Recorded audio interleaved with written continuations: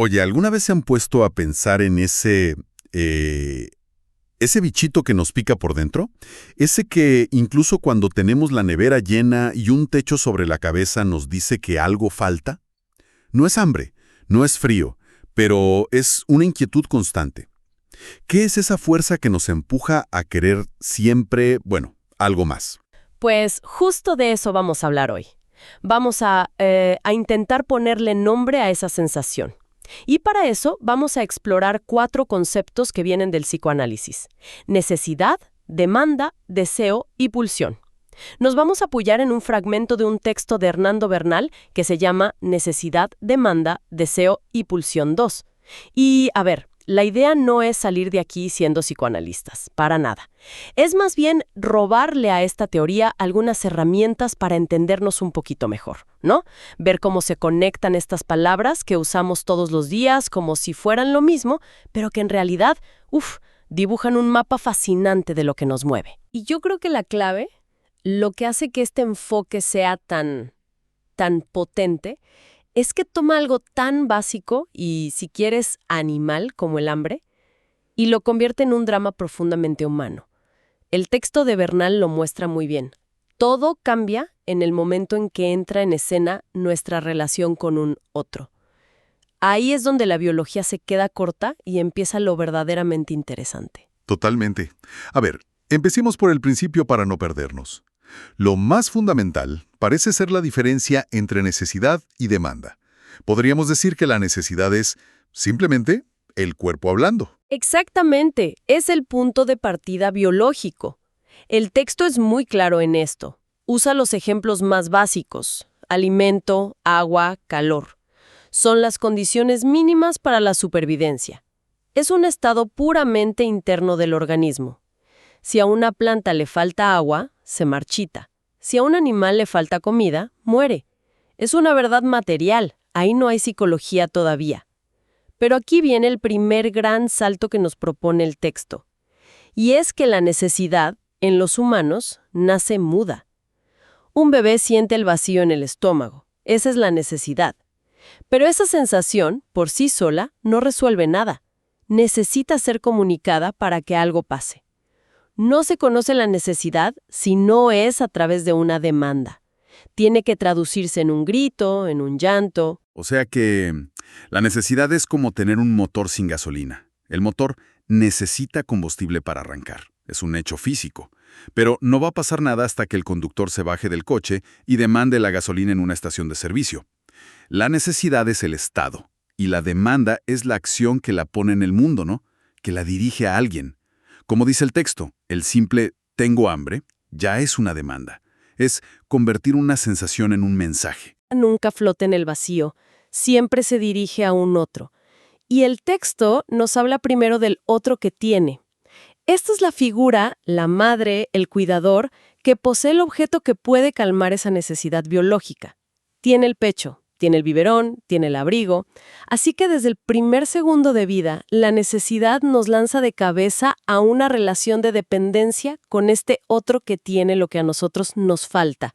Nuestra biología nos hace seres sociales desde el inicio. La primera parte del mapa. Pero, claro, la vida es mucho más que pedir comida y agua. A veces pedimos cosas que no se pueden sostener en la mano, ¿verdad? Y me intriga que el texto parece ir justo en esa dirección, con una idea que suena casi a trabalenguas, un otro que no tiene. ¿A qué se puede referir con eso? Es que justo ahí es donde el análisis de Bernal nos empuja a salirnos de la biología para entrar en lo exclusivamente humano. A este otro que no tiene, no se le pide un objeto, no se le pide el vaso de agua. Se le dirige un tipo de demanda completamente distinta, que el texto llama la demanda de amor. A ver, eso necesita un ejemplo. O sea que, si le pido a mi pareja que me traiga un vaso de agua, le estoy hablando al otro que tiene el agua. Pero Exacto. no tiene. Le estoy pidiendo a ese algo que no es un objeto. Es una analogía perfecta, porque ¿qué tiene esa persona para darte en ese momento? No es un objeto. Y para definirlo, el autor usa una frase que es un verdadero caos conceptual. Es muy poética. Dice, amar es dar lo que no se tiene. Y hay que detenerse a pensar en lo que significa. No se trata de dar algo que tienes en el bolsillo. Es un acto de dar desde una falta, desde una carencia. Es ofrecer una presencia, un reconocimiento, algo intangible que en esencia no se posee como se posee un coche. Es dar algo de tu propio ser. Well, es una idea que da vértigo, porque implica que el amor no es un intercambio de bienes. Entonces el mapa se complica. Tenemos una demanda de necesidad dirigida a quien tiene el objeto, y una demanda de amor dirigida a quien no tiene ese objeto, sino que da otra cosa. El texto dice que justo en la grieta que se abre entre estas dos demandas es donde nace el deseo, y lo llama el deseo como resto. ¿Qué es lo que resta? Lo que sobra. Exacto. El concepto de resto o de sobrante es fundamental, y el texto nos lo ilustra con el ejemplo más poderoso de todos, el del bebé lactando. El bebé tiene hambre, una necesidad biológica. Demanda el pecho, y el otro que tiene se lo da. Bebe la leche, la necesidad de alimento se satisface. Su cuerpo está lleno, ya no necesita más nutrientes. Y sin embargo, lo vemos todos, el bebé sigue chupando. Claro, y ese seguir chupando ya no es por hambre. Ahí está la clave. Es una acción que va más allá de la supervivencia. Y eso resuena con tantas cosas que hacemos de adultos. Es el solo un capítulo más en Netflix a las 2 de la mañana, aunque la necesidad de dormir ya esté gritando. Es el scroll infinito en el teléfono cuando ya vimos todo lo que teníamos que ver. Es pedir el postre cuando ya estamos llenos. El deseo vive en ese un poquito más. Has capturado la esencia. Ese placer extra, que ya no está ligado a calmar una necesidad biológica, es el deseo en su forma más pura. Como dice el texto, la prueba de que el deseo está en juego es que, si después de satisfacer la necesidad usted sigue demandando, es porque está ya en juego el deseo.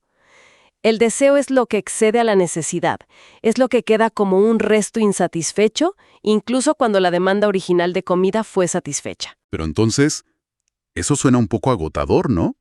Si el deseo es ese resto que nunca se satisface del todo, ¿significa que estamos condenados a estar siempre buscando? ¿Que nunca llegamos a un punto de ya está, completo? Es que esa es una de las conclusiones más profundas y, sí, quizá inquietantes del psicoanálisis.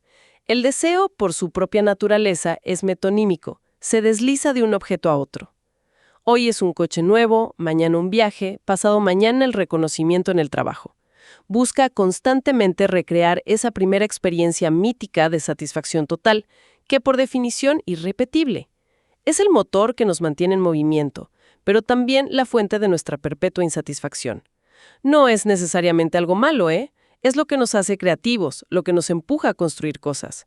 Pero sí, es una búsqueda sin fin. Vaya, bueno, con esa idea resonando, llegamos al último concepto del cuarteto, la pulsión. El texto la menciona como lo que Freud llamó el impulso sexual.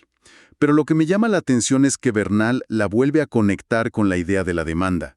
No la presenta como una bestia salvaje aparte, sino como otra forma de demanda. Efectivamente, no la saca del mapa, la ubica dentro de él.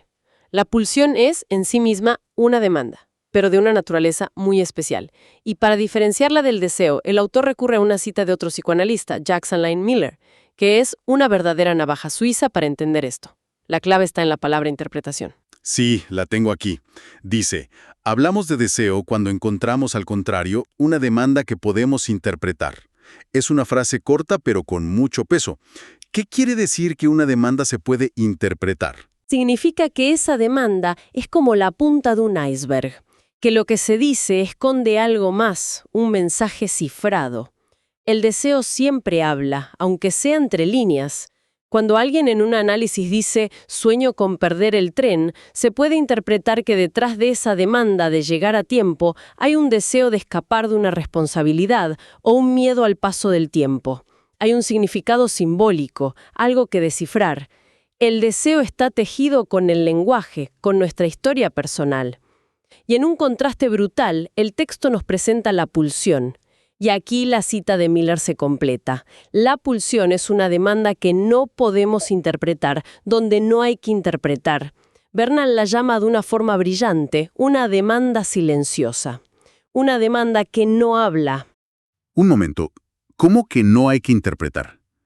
Eso suena casi peligroso. Si alguien tiene un impulso, digamos, destructivo, la idea es simplemente no buscarle un porqué, no interpretarlo. Es una pregunta excelente porque toca el núcleo de la diferencia. Cuando Miller dice no hay que interpretar, no se refiere a que haya que dejarla actuar sin más, como si fuera una fuerza de la naturaleza a la que hay que rendirse. No. Se refiere a que su lógica no es la del significado oculto. No es un jeroglífico a resolver. La pulsión es una fuerza más cruda, más corporal. Es una exigencia de satisfacción que no busca ser entendida, solo busca una descarga. Es como el ritmo que se te mete en el cuerpo y te hace mover el pie sin que lo pienses. Ese movimiento no significa nada, no es un mensaje sobre tu infancia. Es simplemente una exigencia rítmica del cuerpo que busca una salida. Es pura energía buscando un circuito. Ya veo. Es una distinción sutil, pero fundamental. El deseo y la pulsión son como dos caras de la misma moneda de la demanda. El deseo es un mensaje en clave que podemos intentar descifrar que nos cuenta una historia. Y la pulsión es esa fuerza sorda, sin palabras, esa exigencia del cuerpo que no pide ser entendida, solo satisfecha. Una es lenguaje, la otra es casi pura biología insistente. Bueno, creo que vale la pena hacer una pausa y mirar el mapa completo que hemos dibujado. Empezamos con la necesidad, esa condición biológica, muda, que solo cobra vida cuando se convierte en una demanda dirigida a otro. Y esa demanda vimos que se parten en dos caminos. Uno es la demanda de cosas para sobrevivir, que le hacemos al otro que tiene, los objetos. Pero el otro camino, el puramente humano, es la demanda de amor que le hacemos al otro que no tiene nada material que darnos. Y justo en el espacio entre lo que nos dan para sobrevivir y ese algo más que seguimos pidiendo, aparece el deseo. Ese resto que nos deja siempre queriendo, el motor de nuestra búsqueda infinita. Para finalmente toparnos, en lo más profundo, con la pulsión. Esa demanda silenciosa, esa fuerza que no habla el idioma del significado, sino el de la pura exigencia de satisfacción.